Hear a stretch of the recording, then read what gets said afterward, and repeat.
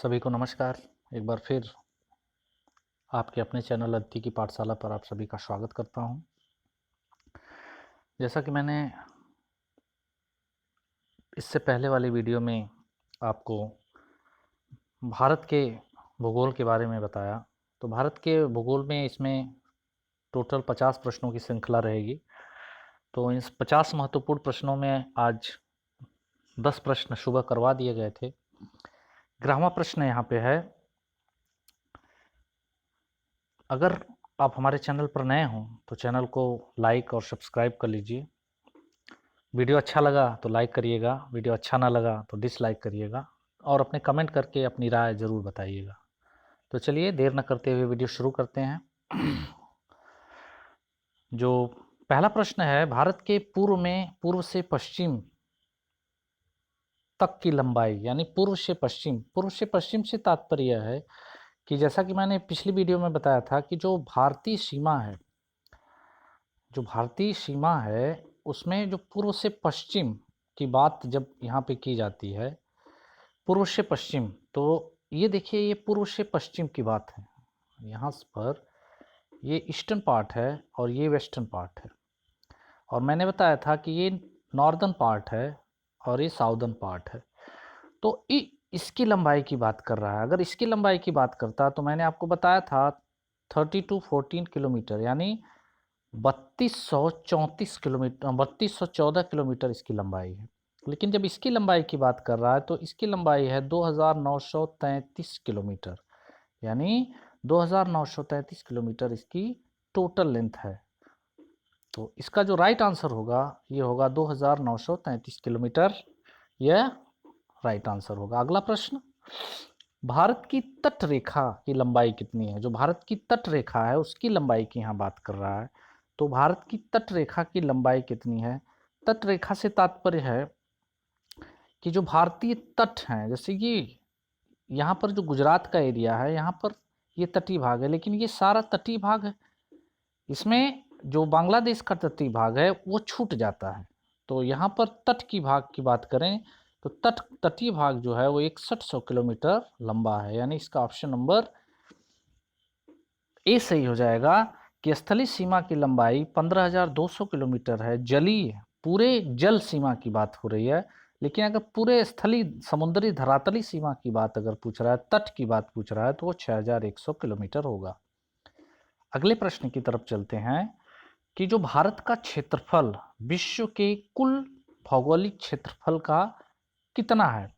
तो एक चीज़ आप समझ लीजिए कि जैसे अगर हम वर्ल्ड की बात करें, वर्ल्ड की अगर हम बात करते हैं तो पूरे वर्ल्ड में 29% लैंड है। क्या है? लैंड है। ये चीज़ आपको दिमाग में रखना है कि 29% जो है वो लैंड है। अब इस 29% में 71% तो वाटर है, ये आप सभी लोग जानते हैं। तो हम इसकी बात नहीं कर रहे हैं, हम बात किसकी कर रहे हैं? लैंड की। तो लैंड कितना है? लैंड जो है वो 29% है। तो इस 29% में भारत का कितना हिस्सा है? तो भारत का अगर टोटल एरिया है तो 3.28 लाख मिलियन स्क्वायर किलोमीटर, जो मिलियन स्क्वायर किलोमीटर इसका एरिया है, और ये एरिया टोटल एरिया का 2.4% पाया जाता है, यानी 2.4% इसका एरिया है।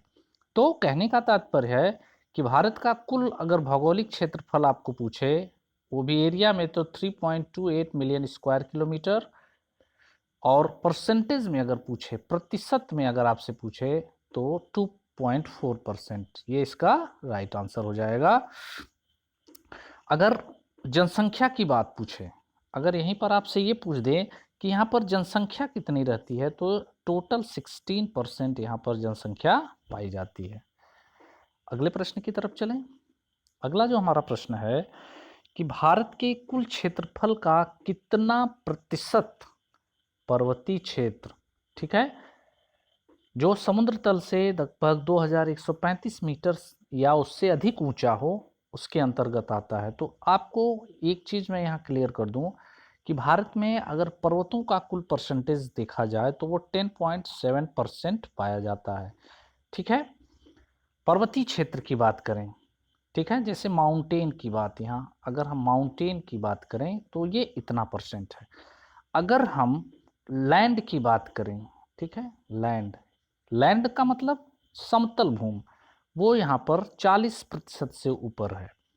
तो यहाँ पर जो ऑप्शन होगा वो ऑप्शन नंबर 1 होगा, जो 2135 किलोमीटर या उससे ऊंचाई का जो भाग है वह लगभग 10.7% पाया जाता है। कुल की बात नहीं कर रहा है, यहाँ पर ध्यान देने वाली बात है, यहाँ ये बता रहा है कि जिसकी ऊंचाई कितनी हो, 2135 मीटर या उससे अधिक हो, उससे अधिक हो, यह प्रश्न की बात कर रहा है।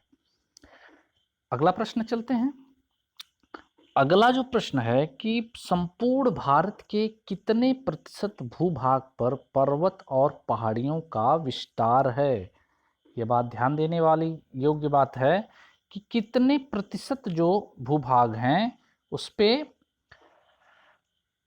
पहाड़ियों और पर्वतों का, यहाँ पर देखिए दोनों का, यहाँ पर बोथ की बात यह कर रहा है, बोथ की बात, कि यहाँ पर कोई ऑप्शन आपको नहीं दिया है। यहाँ पर ऑप्शन 29%, 3% है कि इतना जो प्रतिशत है इसमें सारे आते हैं आपके। अगला जो प्रश्न है कि संपूर्ण भारत के कितने प्रतिशत भूभाग पर पठार पाया जाता है। ठीक है, ये ध्यान देने वाली ये बात है कि कितने प्रतिशत भूभाग पर पठार पाया जाता है, कितने प्रतिशत भूभाग पर पठार पाया जाता है। तो पठार की बात यहां हो रही है कि कितने प्रतिशत भूभाग पर पठार पाया जाता है। तो पठारों की जो प्रतिशत है, जैसे अगर वो पहाड़ों की प्रतिशत की बात कर रहा है तो लगभग 27.7% यहाँ पर क्या है, प्लेटू है, प्लेटूज, और लगभग 27.6% जो है वो माउंटेन है। इस चीज़ को आप ध्यान दीजिएगा। तो इसका जो ऑप्शन राइट हो जाएगा वो ऑप्शन नंबर सी हो जाएगा। अगले प्रश्न की तरफ चलते हैं।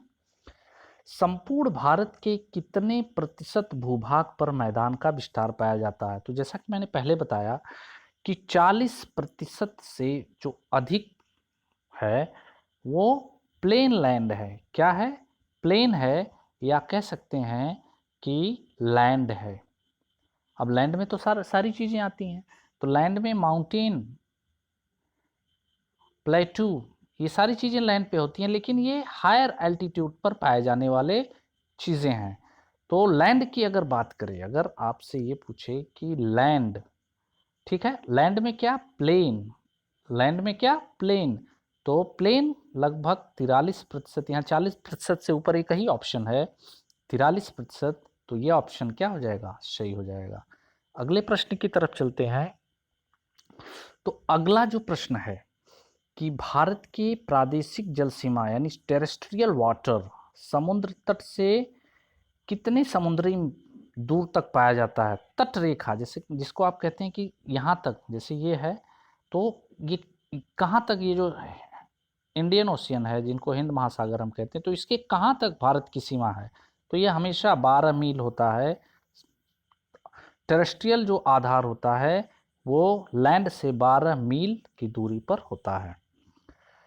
दूसरी चीज कि जो कॉन्टिग्यूअस जोन होता है यानी संलग्न क्षेत्र जिनको हम कहते हैं, वो समुद्र तल से कितनी दूरी पर होता है। तो यह जो होता है उस प्रादेशिक दूरी का डबल यानी 24 मील होता है।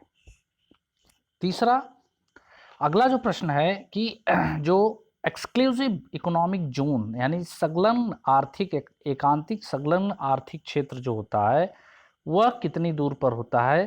तो वह 200 मील दूर पर होता है, जहां पर क्या कर सकता है, कोई भी देश क्या कर सकता है, भारत जैसे देश के यहाँ पर 3 अधिकार होते हैं कि वो नए द्वीपों का निर्माण कर सकता है, कोई भी वैज्ञानिक परीक्षण कर सकता है, और वहाँ के प्राकृतिक संसाधनों आदि का दोहन भी कर सकता है। तो यहाँ पर आपके 10 प्रश्नों की जो श्रृंखला है यहाँ पर आज जाकर समाप्त होती है। वीडियो कैसा लगा कमेंट करके ज़रूर बताइएगा। वीडियो अच्छा लगा तो लाइक करिएगा, शेयर करिएगा। और चैनल को सब्सक्राइब कर लीजिएगा।